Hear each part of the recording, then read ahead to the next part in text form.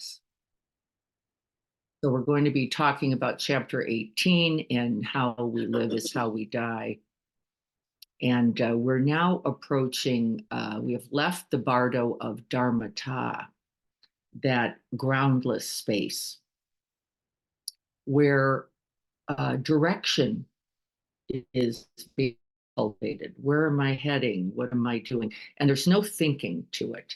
There's just all of the propensities and the habits and the merits as well coming to bear, if we could think about it that way.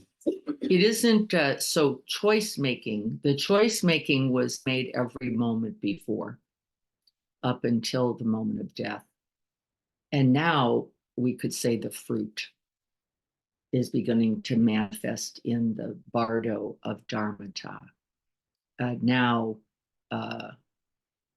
the things you have avoided, the monsters you have run from, the preferences you have held appear for us. I think probably for a final reckoning, we could say, but not with thinking, really just with that momentum of our merits and our insanity together.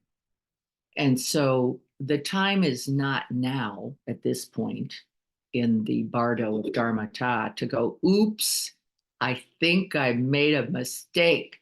I think I should have worked harder to tolerate that neighbor and barking dog, because now there's nothing but shrill, cacophonic sound, and I can't get away from it. This is no, it's just the fruit, the beginning fruit. And even then, it's in the, even after all, you didn't do a thing, you just lived your preferences, you just wanted what you wanted, you hated who you hated, you got it all wrong. There is still some possibility, though think about how weakened it would be then if you hadn't practiced bearing your own distress, if you hadn't recognized that you were the cause of your own suffering. What would you do now except flee or run or hide, right? And become smaller. And then, of course, the Tibetans say smaller like an ant, smaller like a tick, smaller. And I don't know if that's exact literal, right? But this idea, don't you? You shrink because you have practiced shrinking the whole time. What else would you do? Really, what would be left to do except without thinking now? And isn't this what we in mindfulness call automatic pilot, right? This is what we call habit nature. This is what we call thinking. Let me think my way through. And of course, what do we know? No thinking offers path or solution here, right? You get what I mean? Does this make sense to anybody? I see someone on, so nice to see you, who I saw on Sunday at Pete's. It's lovely to see you. And you're getting this idea, right? You don't even have to have read the other 17 chapters, right? Not required, because what do we know? We know the truth of our own life, don't we? I know when I'm just leaning into my preference.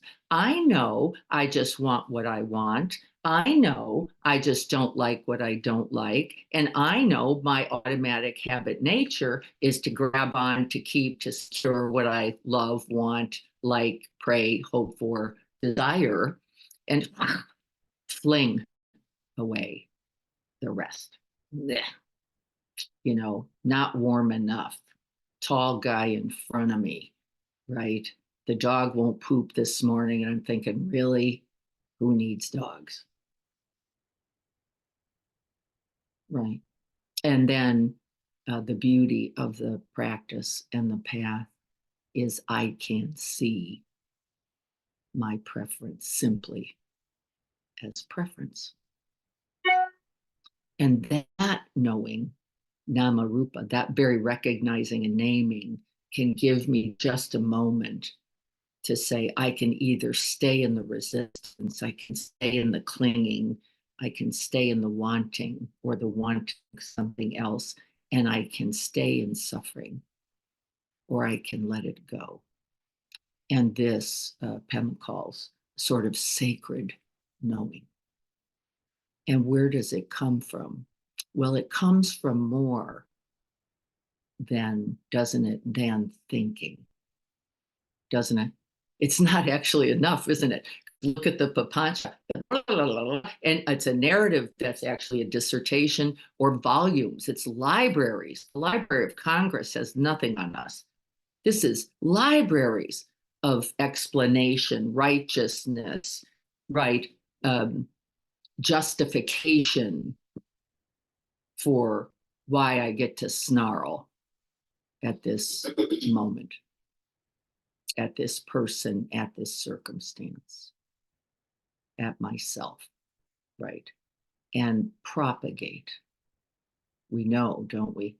And propagate certain suffering. That's certain, because I'm already not okay. I'm already not. And so sacred, the word, other words, let's think about them. If you can have this idea, Rumi is one of the best. I'll read something from him in a minute. He says, everything is sacred. Everything, the things I like, the things I hate, right? Anybody remember Guest House? Yeah, right. This being human, guest opportunity to awaken each moment perfect. What, right? Even the thieves that sweep your house clean of its furniture, welcome them, right? He says, welcome, let them in, because this too has something to offer you, some information, some wisdom, some insight, some capacity then for compassion, for love in the face of the whole truth, in the face of the whole truth, not just our peeps. Right? You get what I'm saying? Right? And the guest house is a beautiful example, isn't it? Really open to everything. Everything then is sacred. Everything then. And we go, really? Suffering? This is ridiculous. How could suffering be sacred? Well, how is it? Because suffering too is the path. It is, in fact, mostly for me, I've said this many times before, from my own suffering that I have seen the way. The light has come directly from, I can't bear this. I can't keep doing this. I can't survive like this. That in fact, I finally, and I'm a, toughie, I finally opened to something bigger, right in the face of suffering. It's 7:15 now. I'm going to read a poem quickly and then we'll sit, or I'll read a part of two. Let me see if I can share them with you. I've always got to move these poems to do it. It's a little tricky. Let's see.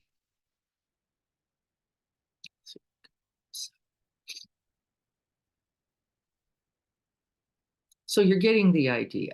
Sacred, not religious.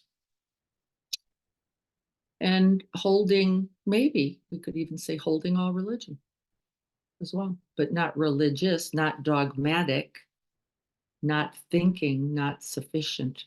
Here's just a few lines from Rumi, and then we'll sit silently and we'll go on. Unfold your own myth, says Rumi. Who gets up early to discover the moment light begins?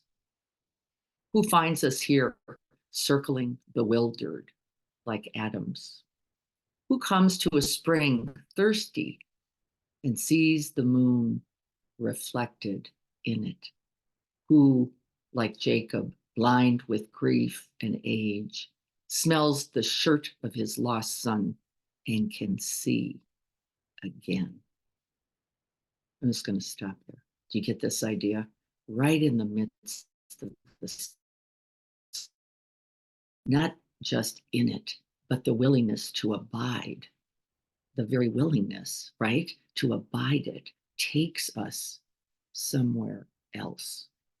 And that's this idea of sacred, I think as well, holy, right? Whole and holy. I'll read a few lines from another, but you get this idea, and I think Rumi's one of the best at it. Where will you find one more liberal than God? He buys the worthless rubbish, which is your wealth. He pays you the needs, your heart. He gives bodies, gives you a kingdom beyond what you dream of. He takes a few drops of your tears and gives you the divine fount, sweeter than sugar. He takes your sighs fraught with grief and sadness, and for each sigh gives rank in heaven as interest. In return for the sigh, wind that raised tear clouds, God gave Abraham the title of father of the faithful. I love this, though it is in theistic form, right? There is an other in Rumi's perspective, not in ours. In ours, that God is what? Loving presence, awareness, consciousness itself, not other at all, but that which we finally what? Fall into when all our humanness has been used up. And so let's sit together. We're going to sit silently now for 15 minutes. We've been doing that, this as a practice for a while, just to cultivate that which goes beyond thinking, guiding, right, beyond language, all the way from thinking into knowing by feeling. So we set ourselves. I'll just continue after the 15 minutes into a little guidance. But set yourself in the heart of Rumi. See if you can't see that illuminating light that is both gifted by this human condition and must be cultivated. May this practice be of benefit to all beings everywhere without exception. Please, oh please include you.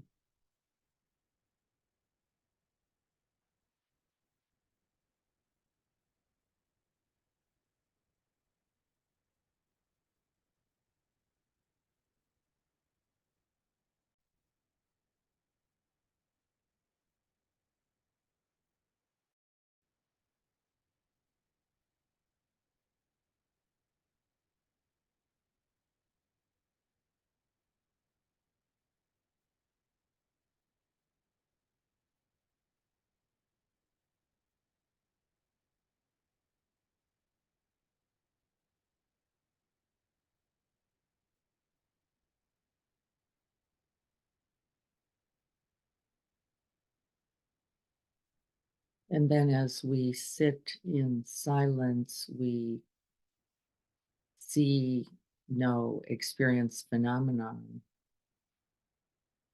a thought, a sound, a sensation, and emotion. And what makes that holy, whole, or sacred?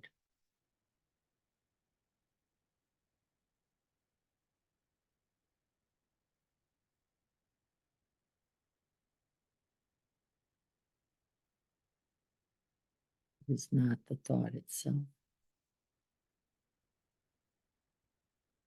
It is then that we abide,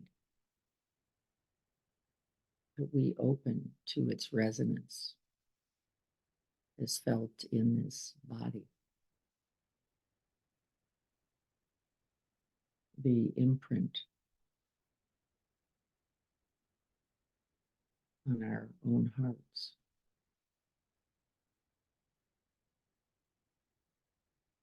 The deep knowing, Carrie says, the deep knowing. It is beyond the language, beyond the form, and opens us then into the formless, that which is bigger.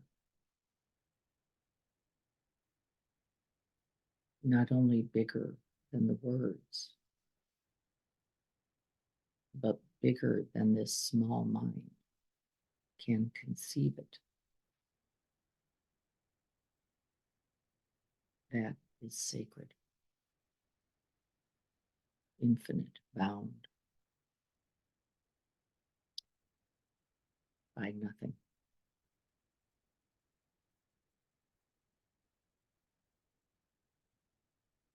And we each have this capacity, though we frequently do not create the conditions. We entrust too much in the doing, in the thinking,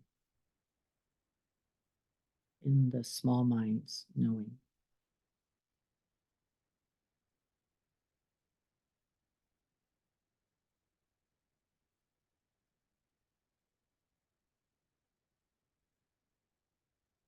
But as we are still and silent and come to rest in vast open space, we can feel that greater truth. Each thought then, harsh, cruel, judgmental, loving, kind, compassionate, whatever it is, becomes sacred and wise.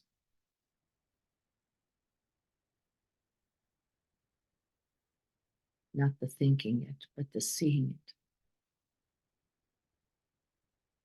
the knowing it.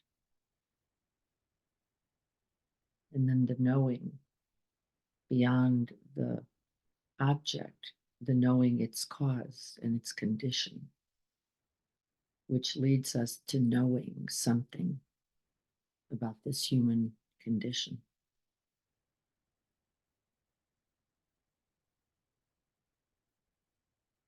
Not mine, not yours.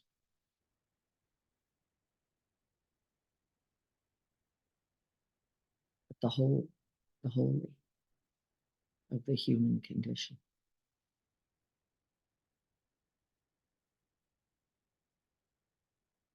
And we see then that thinking was never enough.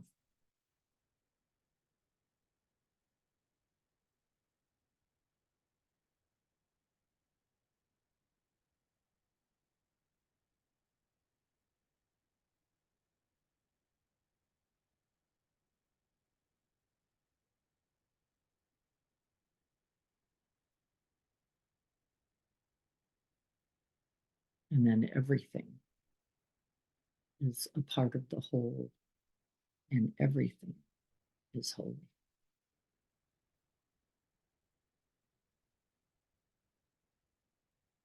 Sacred, complete,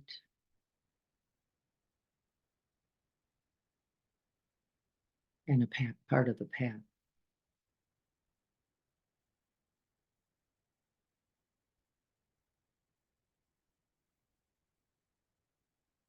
And we then confront hatred without hating.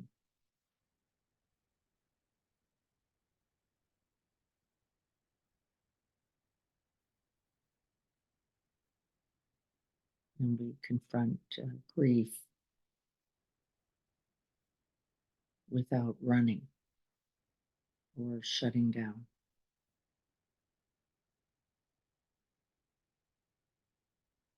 Making that very grief sacred.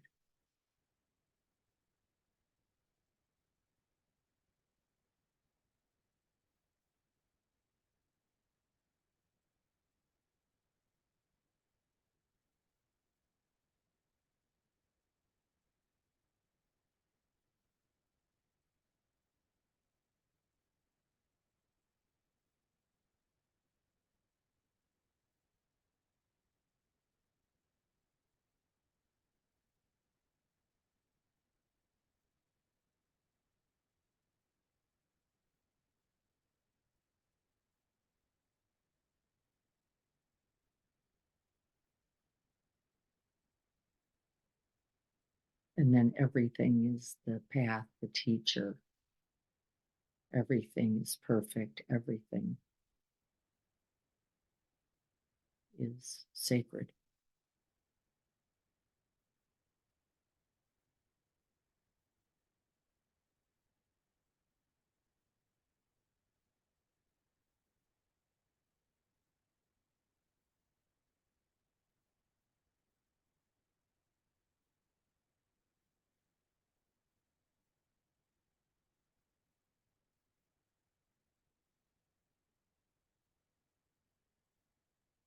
And if you recognized it as such when you do, how is it held? How is it known?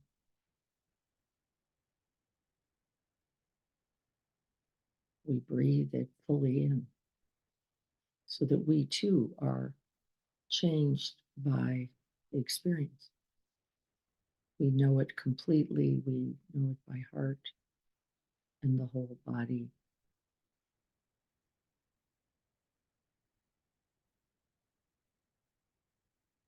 Along with that clear seeing mind.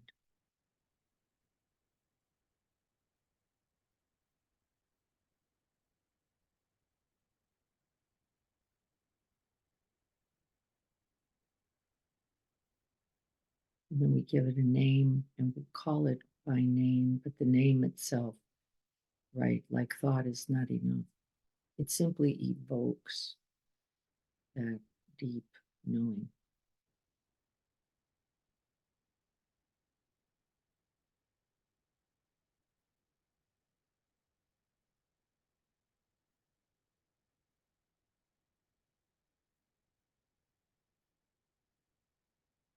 And then, like communion itself is sacred.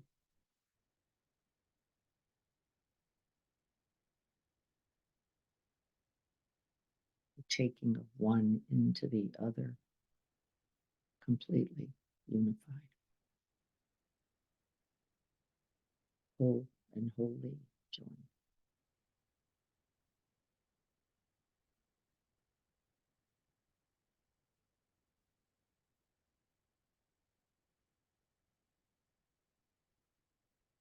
Both you and the thing are changed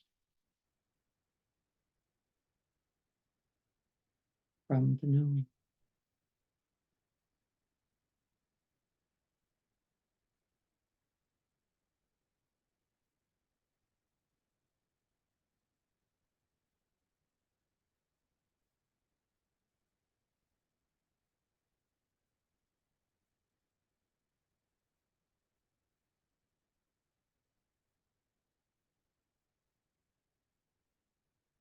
And then we remember that there is no knowing, as there can be no sacred beyond this one moment.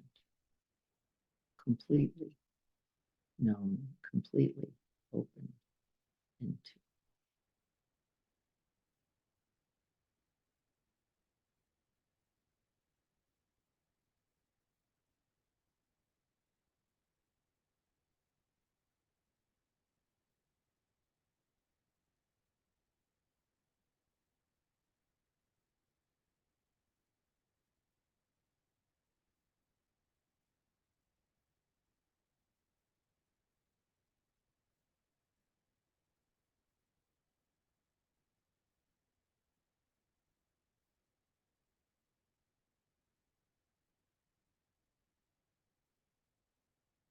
And then there is no sacred.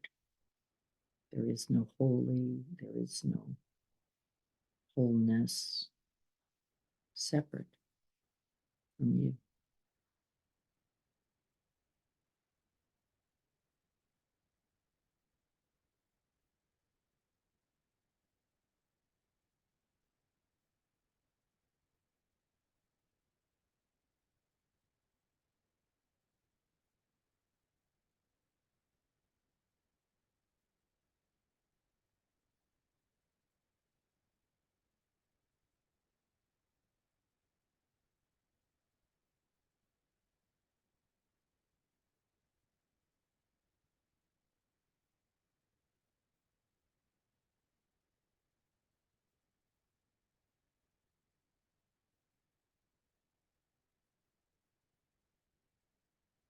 And may we then offer any benefit of this sacred to all beings, that they too may be awakened, happy, and free.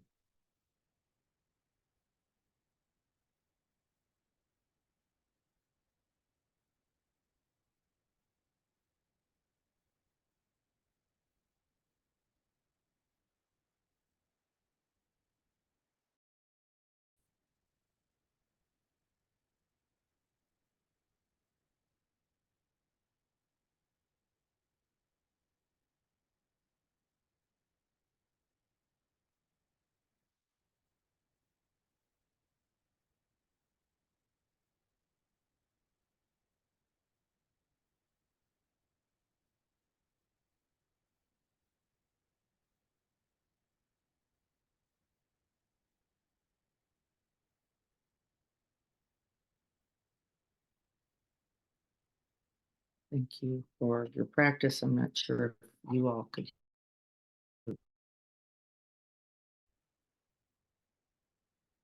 taking a moment then just to feel into the whole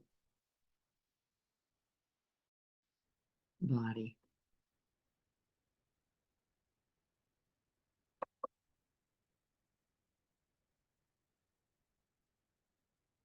And so Carrie has written here in chat, deep knowing. And so from this experience, from this practice, what's your word?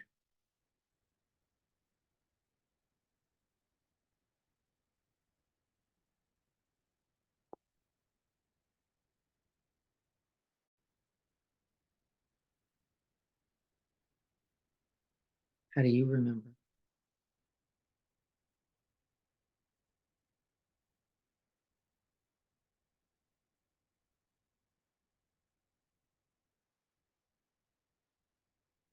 And yes, it is also true, then it is right. Any word we can completely open into and allow that felt, deep felt sense, or and then ultimately no word, right? This is called the ineffable, beyond any one form. And this is what we mean by then everything is sacred. So we have here expansive wholeness, space. Yeah, there's the ideas, isn't it? Beyond any vastness, surrenderment.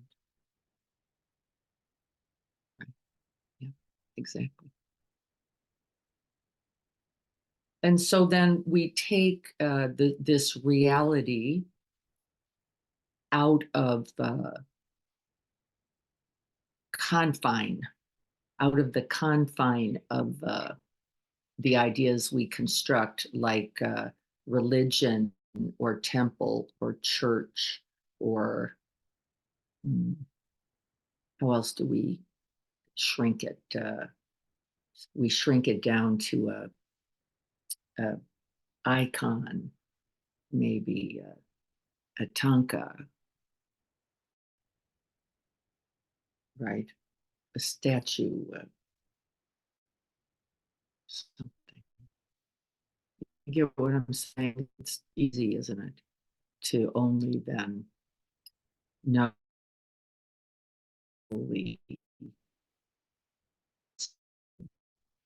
in familiar identified objects. It doesn't mean they can't support us either.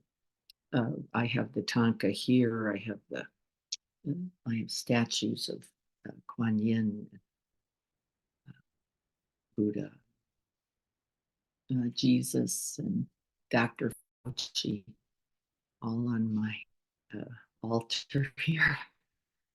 This little bobblehead, Dr. Fauci, and my father, and crystal and a can and a rock,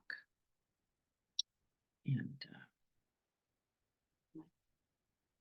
some Aztec idol made of onyx and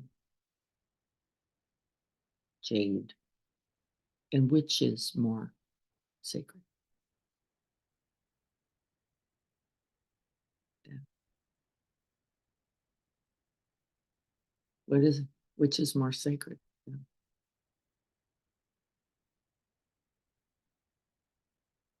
Rock, no more or less, right? Than the idol, than the Tanka, than the crystal. That's right. None. And all, right? As well. Anything, bodhicitta, the awakened heart mind, anything, including stillness, silence, and open space itself, right? Sacred, holy, no thing then. And this is a part of our practice and our training. We'll go to look at the chapter now, right? Is to recognize both, not to get caught in the dual of no thing matters and only the thing matters, right? It's, well, the thing can be a support and it better not be all, you better not require ultimately, because what in that bardo, in that vast open space, that come there. But that quality, that resonance, that presence in you will be, if you have cultivated it through what? Disciplined practice. Because that little lizard brain of ours is not so, right, doesn't run there, runs for cover. Doesn't run into the open space, it runs from it. It doesn't.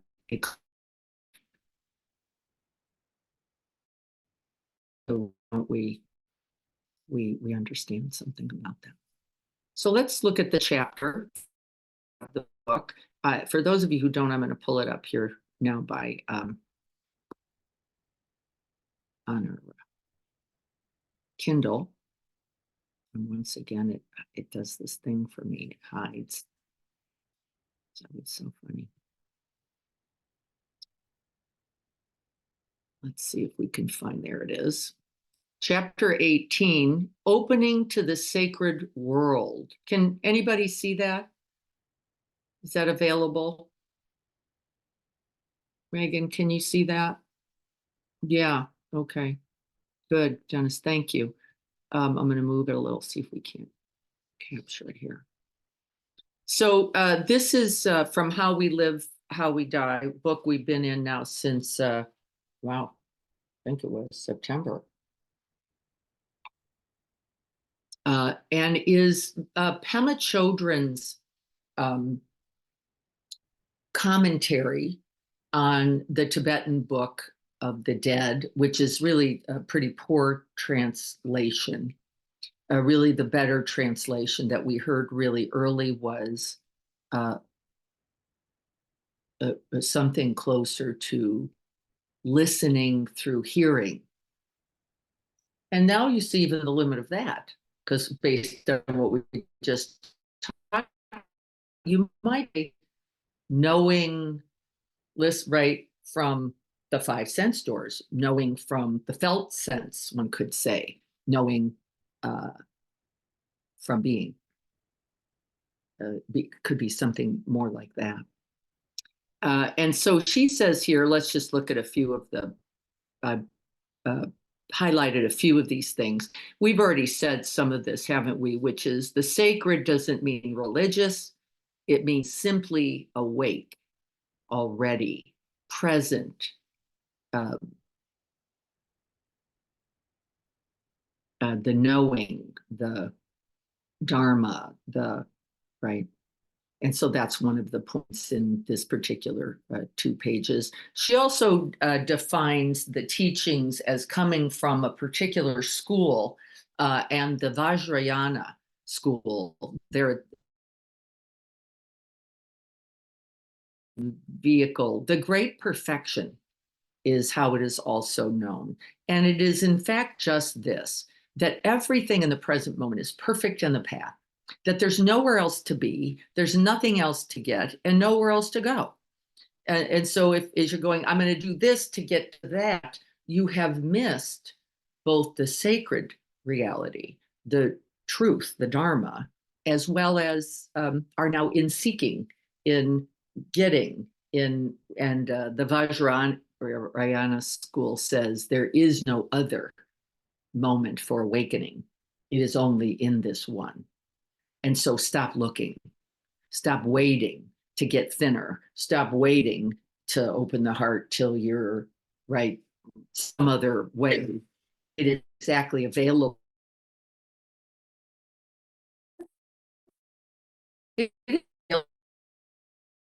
Nothing in its way. The circumstance of the moment, not something about you. The only thing that gets in the way is that seeking, craving, wanting, not wanting mind that goes not quite like that, not quite like that. I didn't want that color.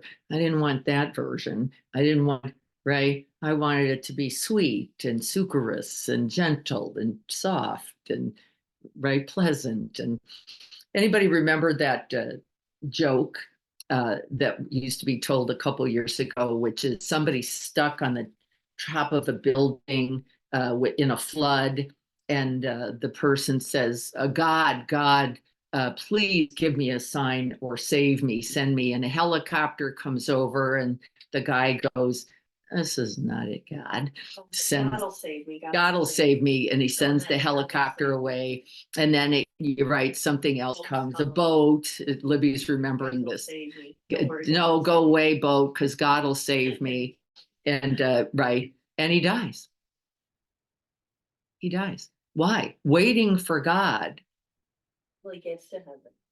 Oh, Libby says he gets to heaven.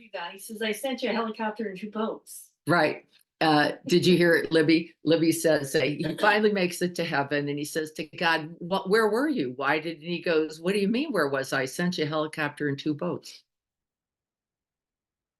You get this idea. I bastardize it completely. But right, you get that, right? That it's every moment. It's everything. It's only here. It's always here. And we're spending a lot of time, aren't we all, in this version, form, idea, concept of what it should be, wanted it to be. What I like is this present. Well, no, presence is this knee, itching, this, right, forgetting.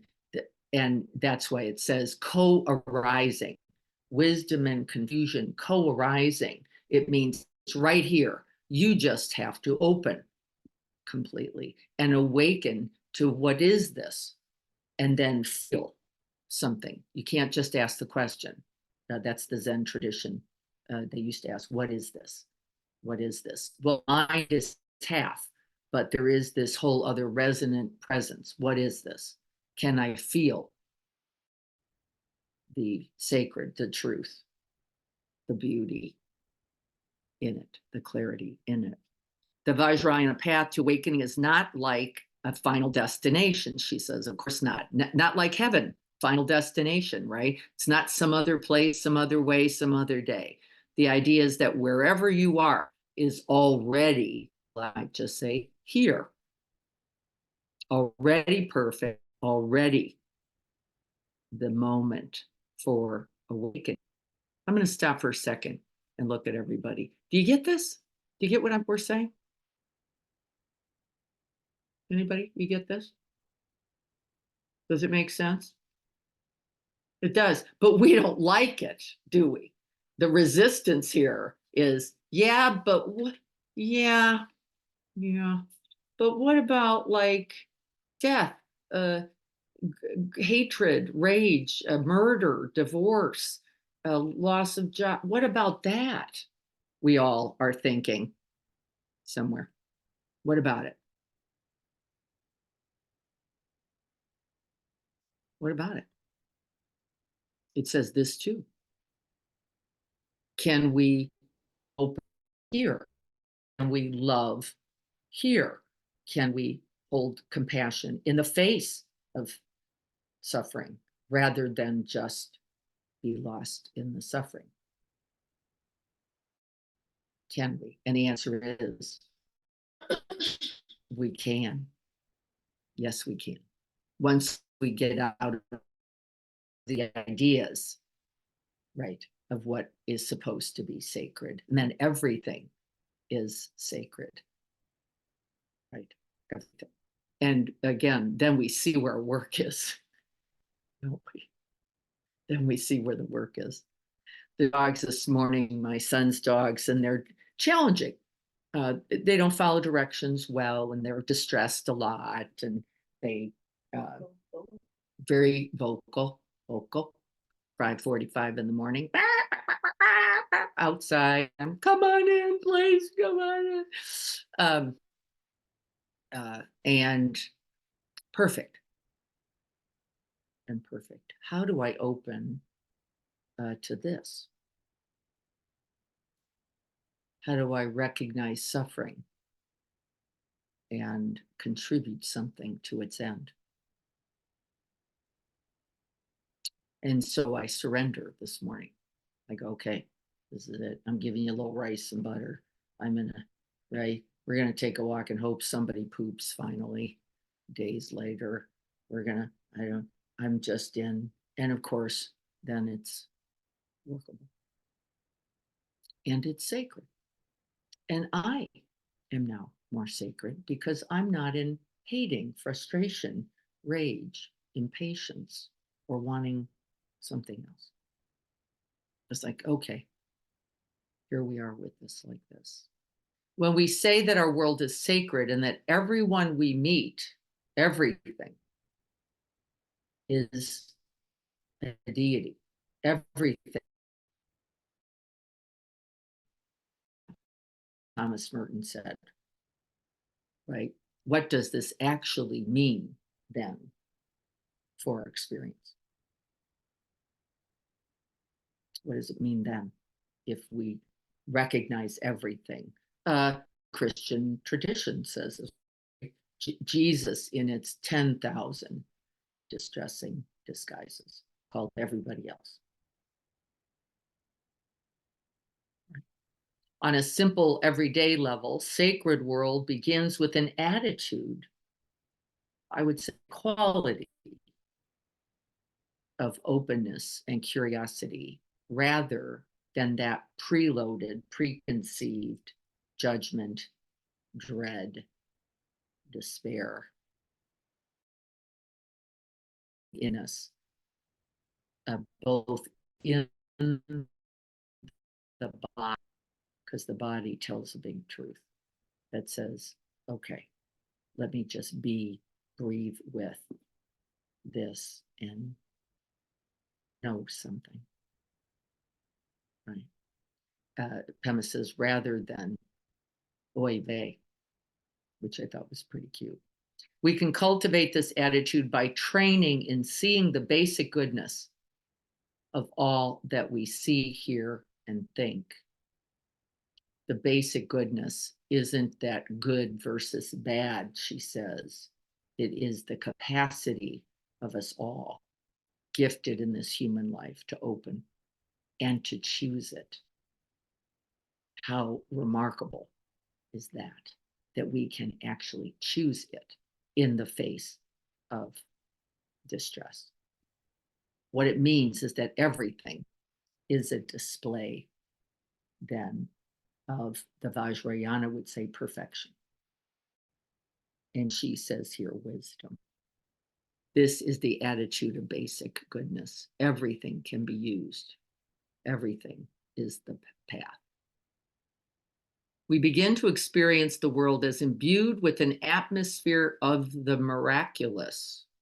Everything then becomes interesting. Everything becomes, wow, this arising in these causes and conditions. And we bring that curiosity, openness, investigation, and inquiry, right? And we stay rather than reject or abandon. How as it is, not with preconceived ideas and concepts, and experience the sacred world now in it. Because we didn't load it with wanted and not wanted and liked and didn't like and not this, but more that. I like purple, I don't like blue, right? We just arrive and open and see then its inherent wholeness in the family of it all and us all. Before the Bardo becoming, before this, we haven't talked about that one yet. That means it takes form again in something, this energy, this resonance. Let me say more about that crucial moment in the Bardo of Dharmata, the one we've been talking about, that spaciousness. When we have the choice to stay or run, to stay with the brilliant projections of our innately enlightened mind, or to go toward what seems more comfortable, familiar, or known. I'm not sure about the choice. I think it's already been chosen. Not while we're living for sure, but I don't know to what extent. This is an interesting question for me. Once the body mind is gone, what will choose? Now they're saying maybe there's still something in the collective consciousness. There's something there besides your habit, besides your cultivated state that may support you. Well, maybe it's happening all the time.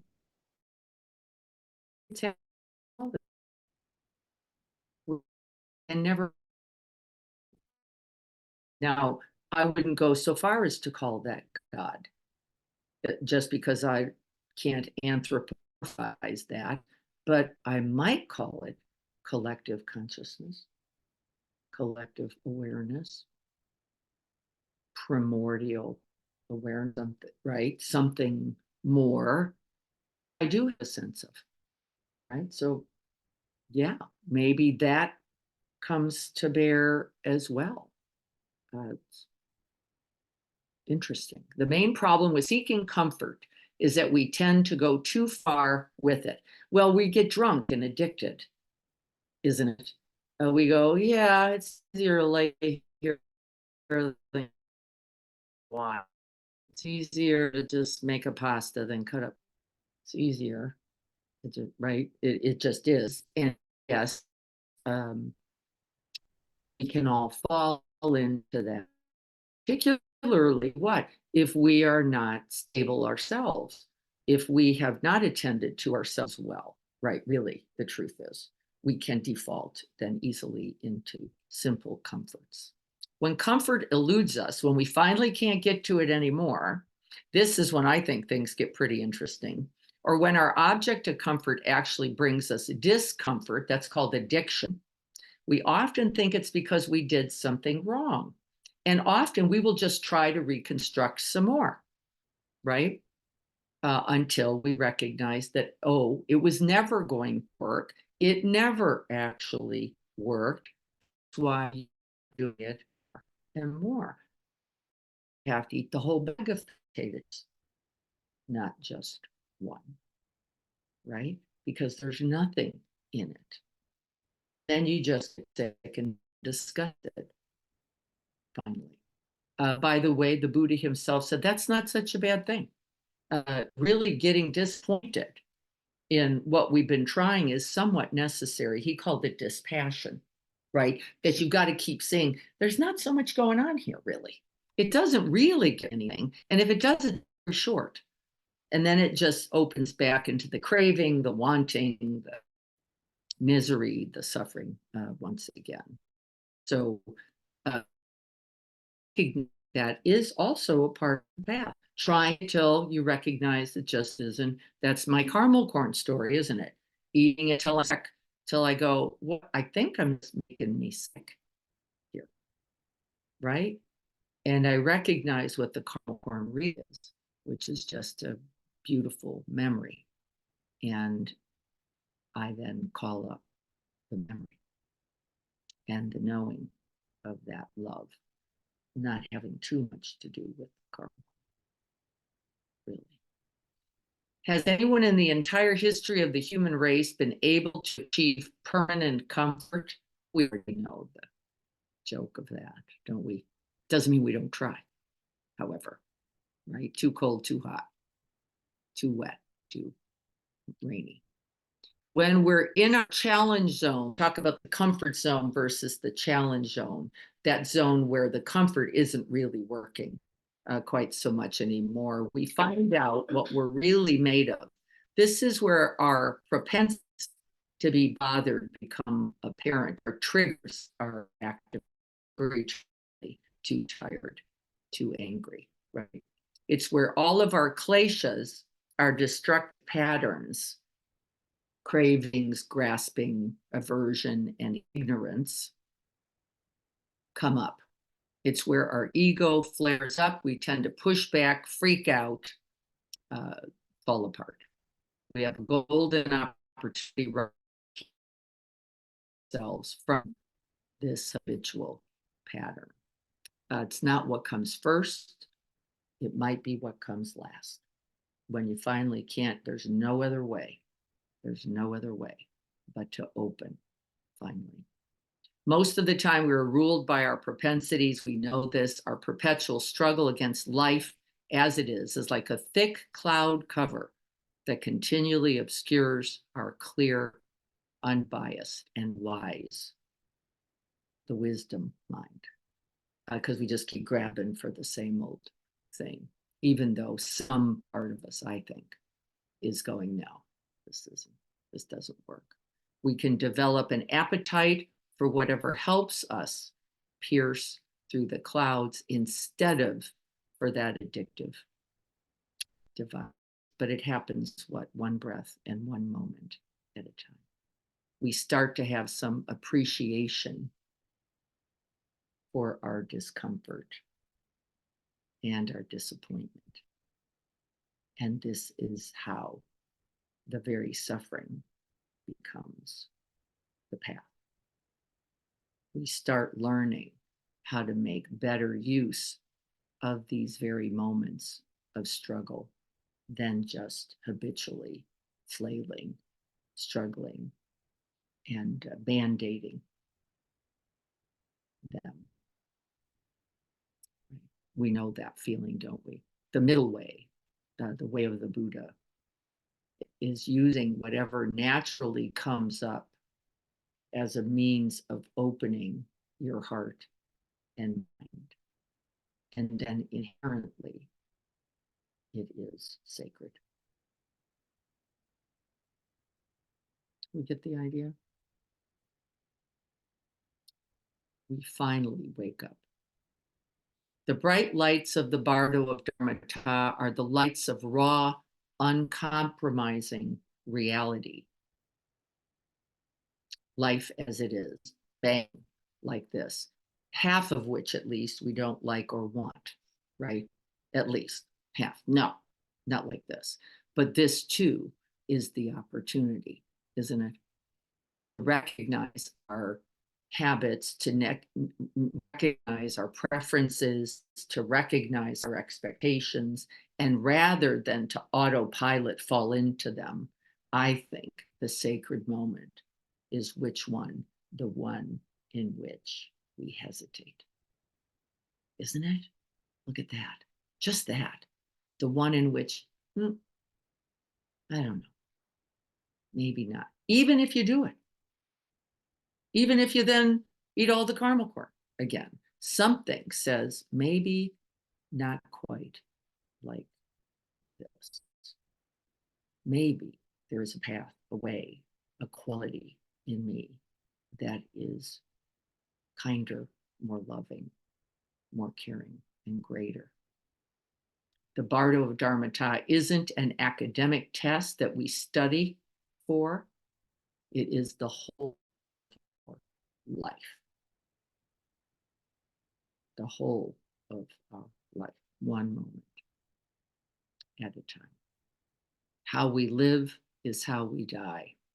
If we are willing to spend time in the challenge zone, then how we face the Bardo will be similarly courageous. And isn't it with really incredible fearlessness that we hesitate? Just that one moment of going, maybe not this, maybe more, maybe opening rather than closing, maybe saying nothing instead of shooting my mouth off, maybe just taking the dogs out instead of thinking they're idiots.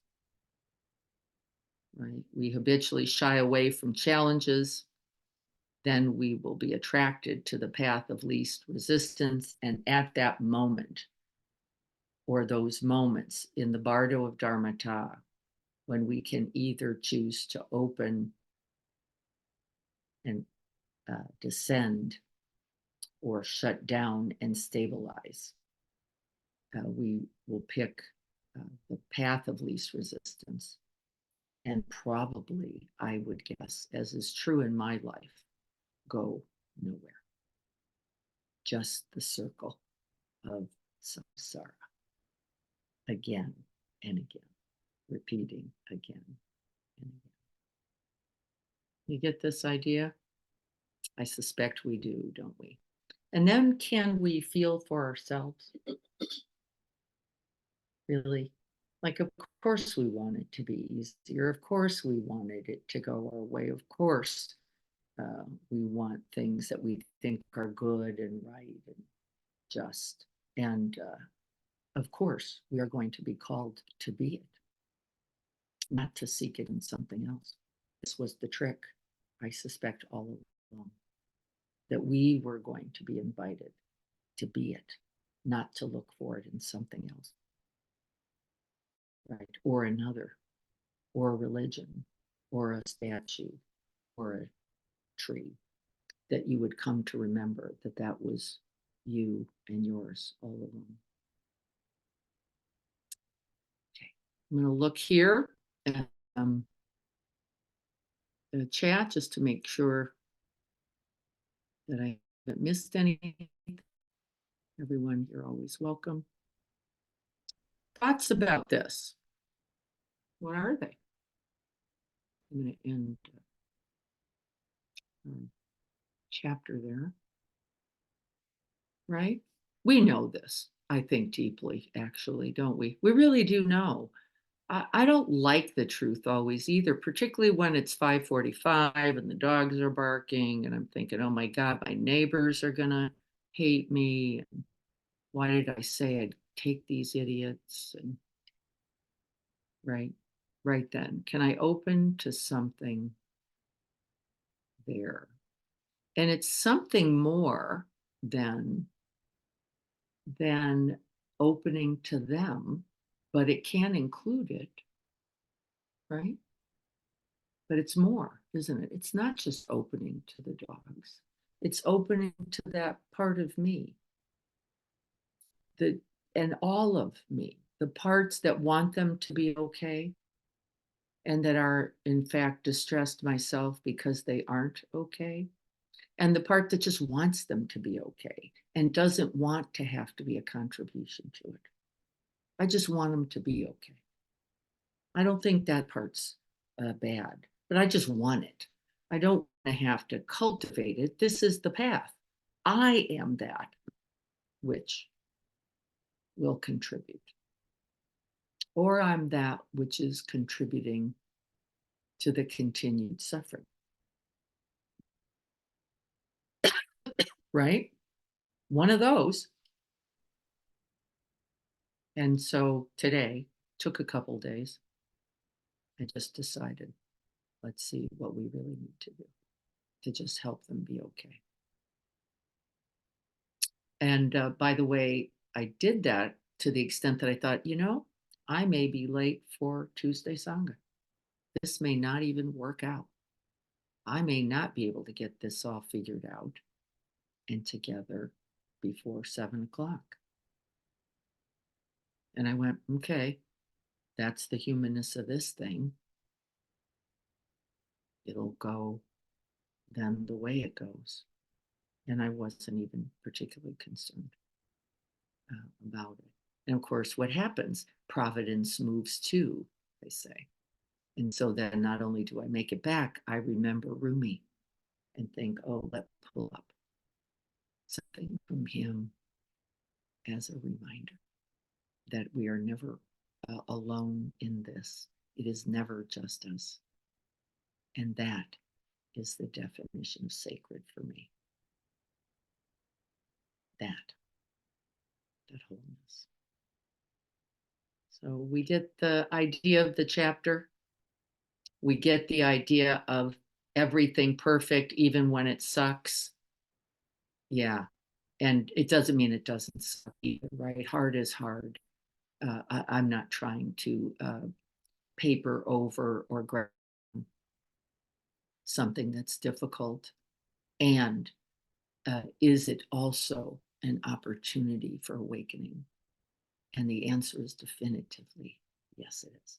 And maybe, in fact, that's the one you most didn't want, the one you most didn't like, the one you most weren't in the mood for at all. And if you can pause, recognize, and then open something wholehearted, whole bodied to that, then I suspect you have just perfectly, miraculously, says the chapter, awakened right in the midst. We have a few minutes. Why don't we just sit with this a little bit? Since we've got a few. And see if we can't feel into then the perfection of the present moment and our arrival to it. Because remember, they're not separate. There is no present moment without your presence, right? Then it's just a moment. It is the unifying, the coming into, the union, the communion that enlightens, enlivens, embodies, and makes whole. Just resting in the body for a few minutes, finding the breath. Or resting as the Vajrayana in the vast open space, the breath of all breaths, not just your breath, but life breathing you.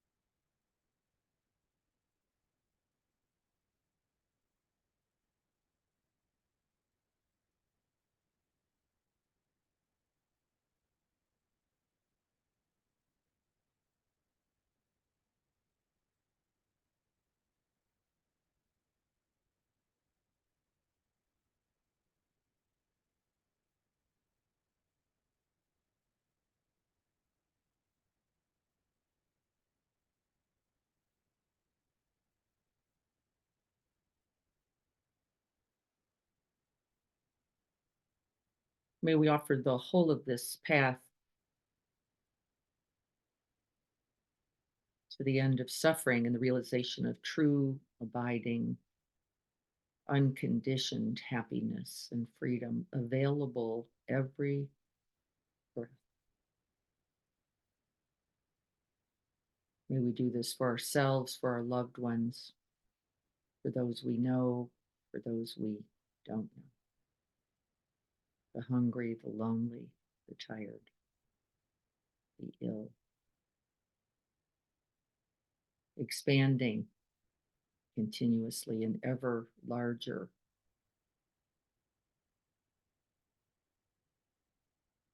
Opening and opening until all the world fits in. May we all have happiness and the causes for happiness.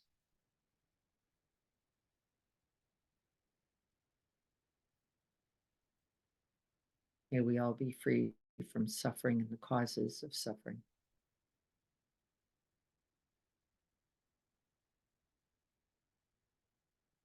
May we all rejoice and be glad at this good fortune of being alive in this human body. And may we offer whatever blessings we have received, may we offer them continuously to others. By our very being. And may we rest and dwell in those vast, open, spacious arms of wisdom and compassion.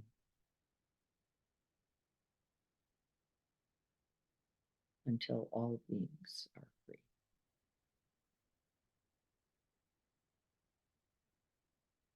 And may our practice today contribute.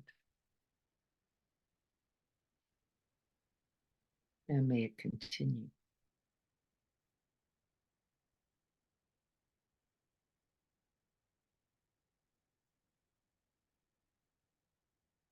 So be it.